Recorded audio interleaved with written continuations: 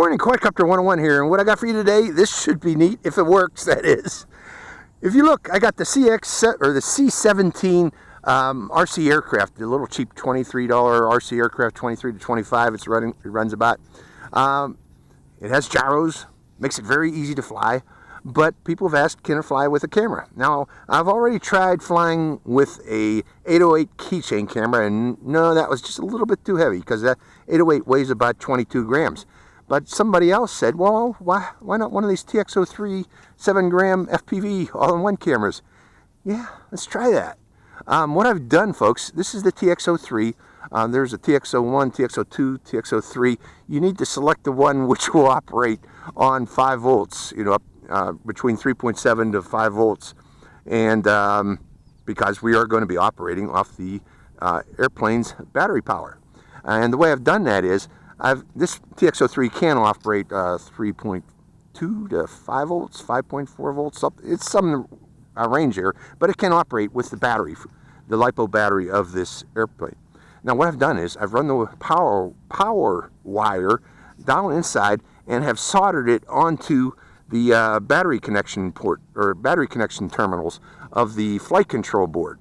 So it will be simultaneously powering the airplane, and also the airplane's battery will also be powering this camera. Now again, this camera is capable of 25, 200, and I believe 600 milliwatts. You don't want to be flying 200 milliwatts, 600 milliwatts when you're running power off this little airplane, the battery of this little airplane. We want to make sure we're set to 25 milliwatts to minimize power consumption, and that 25 milliwatts should be more than sufficient for the flight control range of this particular airplane, which is only at about 80 to 100 meters. So it should be no problem. So let's hold it up one more time, get a thumbnail before we go into the flight. There's the airplane, and there's the TX03. So I hope you could enjoy this flight, and I hope it works. It would be neat if it works. Okay, first thing we need to, excuse me folks, first thing we need to do is see if this will fly. So let's try it, giving it full throttle and tossing it.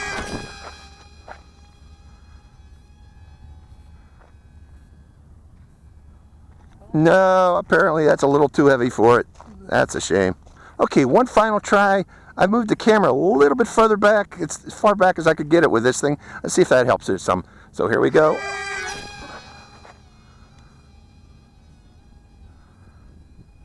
Well, what do you know? But I am at full throttle, folks. I don't think it's going to continue much longer. Going into the wind. Full throttle, and I don't want to be running at full throttle. That's going to burn out those motors.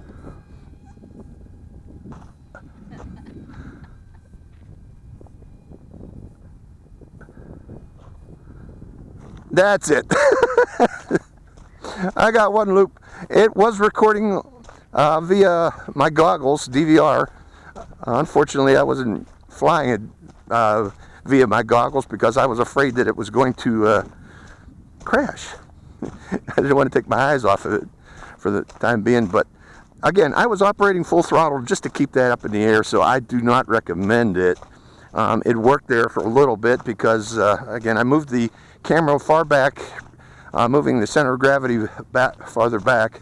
I might try it some other time, even farther back than what I got it on there, but again, it was at full power just to keep it in the air, so not really recommended, but it worked for a little bit there. So that's where I had it, folks, right about there. Maybe if I moved it back here, it might work better. Okay, but right now, you know, that was well behind the center of gravity. Kept it in the air, but again, I was at full throttle, so I doubt that it's going to work even with this little 7-gram camera. So I hope you enjoyed this flight. It's Quadcopter 101, signing out.